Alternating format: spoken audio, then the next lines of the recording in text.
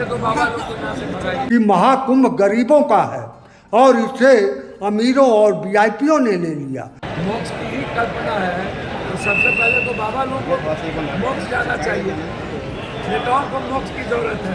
योगी जी को निपटाने में लगा हुआ है केंद्र। यह मैं नहीं कह रहा हूं बल्कि सांसद पप्पू यादव कह रहे हैं, जो बिहार के सांसद हैं और बाहुबली कहा जाता है। पप्पू यादव बहुत बड़े भले न हों लेकिन मुझसे तो बड़े ही हैं और एक सांसद हैं, देश के एक सांसद हैं, इसलिए महत्वपूर्ण तो है ही है। बहुत ज़्यादा महत्वपूर्ण न हो लेकिन महत्वपूर्ण है, कम से कम हमसे महत्वपूर्ण है। तो यह पप्पू यादव ने कहा कि योगी जी को निपटाने में लगा है केंद्र।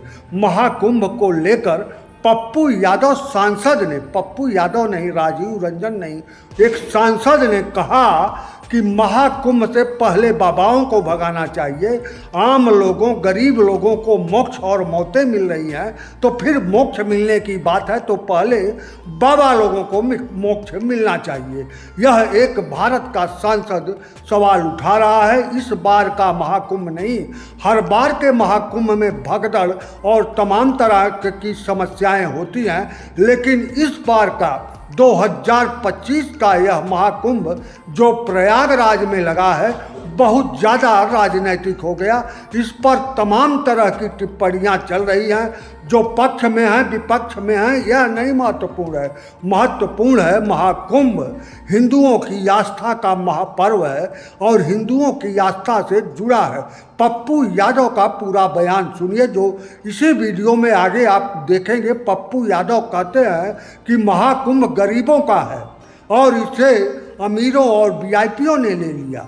अगर मोक्ष मिलने की बात है तो पहले साधु संतों को मोक्ष मिलना चाहिए, क्यों गरीबों को मोक्ष और मौतें मिल रही हैं। वहीं पप्पू यादव ने सवाल उठा दिया कि योगी अच्छा काम कर रहे हैं। योगी यानी उत्तर प्रदेश के मुख्यमंत्री योगी आदित्यनाथ अगर कुछ अच्छा कर रहे हैं तो निश्चय ही केंद्र उनको निपटाने के चक्कर में लगा है कि उनको इसी महाकुंभ के बहाने निपटा दिया जाए।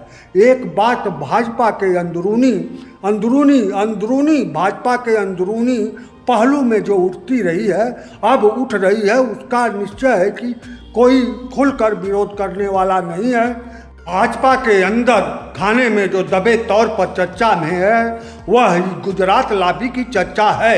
निश्चय ही लोग मानते हैं कि योगी आदित्यनाथ इस समय भारत में सर्वाधिक लोकप्रिय नेता हैं। ऐसे में नरेंद्र मोदी के बाद योगी आदित्यनाथ का नाम प्रधानमंत्री के लिए आगे जा सकता है और यही चीज गुजरात लॉबी को भाजपा में पाच्य नहीं है, सुपाच्य नहीं है और इसी के लिए उनको निपटाने की गाहे बगाहे षड्यंत्र अंदरूनी तौर पर, राजनीतिक तौर पर चालू है और इसे विपक्ष के सांसद राजीव रंजन उर्फ पप्पू यादव कह रहे हैं। लेकिन इसको आप यूं ही मत मानिए, यूं ही क्यों मत मानिए कि राजनीति में कुछ भी संभव है।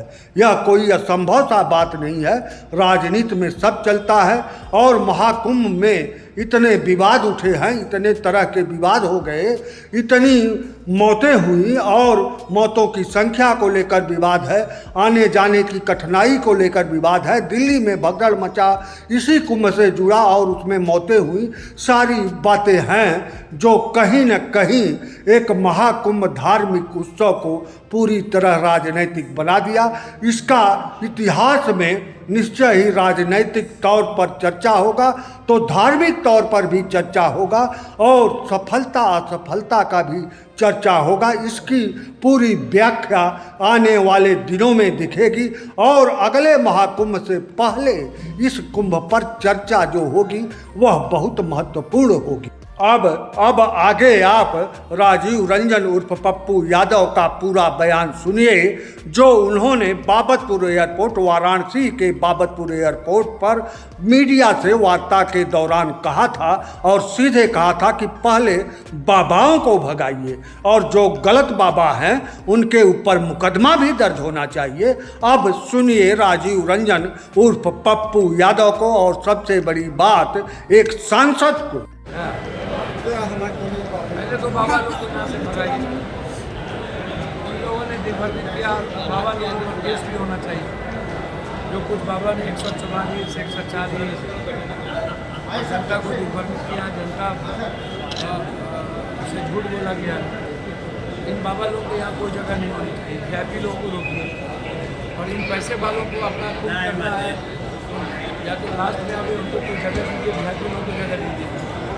ये सोशल मीडिया के लिए अखबार के लिए ऐसी जगह नहीं है।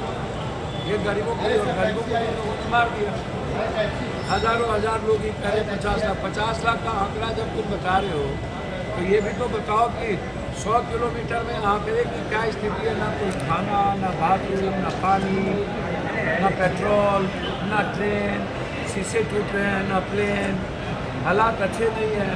कितने बच्चे परिवार बिछड़ गए, कितनी बुढ़िया कहाँ गायब हो गई, कितनी बूढ़ी माँ मेरी कहाँ गायब हो गई।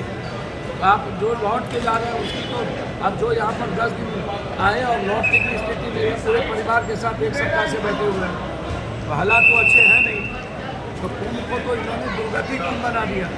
और लोग बोलते हैं कि जो लोग यहाँ पर मर रहे हैं, मर जा रहे हैं। तो भैया आप तो चाहेंगे कि जो बाबा ऐसी बात करते हैं तो बोलते कि मोक्ष की ही कल्पना है, तो सबसे पहले तो बाबा लोगों को मोक्ष जाना चाहिए।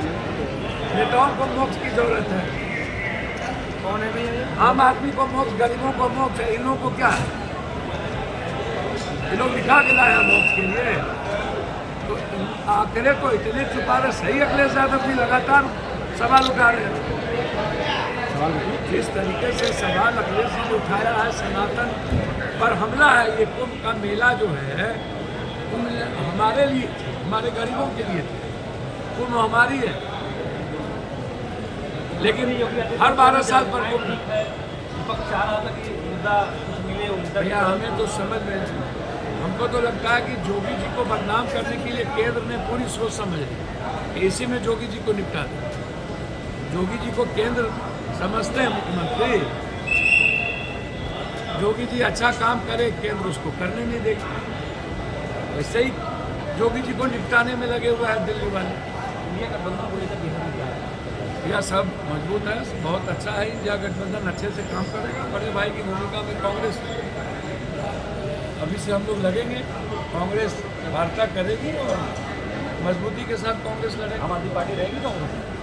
या कौन रहेगी कौन नहीं रहेगी, ये तो बड़े नेताओं को तय करना है। उसमें तो हम न 3 में न 13 में। दिल्ली का नतीजा फिर दिल्ली का नतीजा तो हम लोगों ने, अरविंद जी को भरोसा था, अरविंद जी ने विश्वास नहीं दिया। सपने जो दिखाए वो अच्छे नहीं है। वो आप उसको देखिए, अरविंद जी के खिलाफ गुस्सा था दिल्ली की जनता। अगर सबकी जांच करा लेना, इन जो बड़का बड़का RSS का भवन बना उनको भी जांच करा लो, बीजेपी की भी जांच करा लो, पूरे देश में जो घर बना उसकी भी जांच करा लो। सिर्फ अरविंद की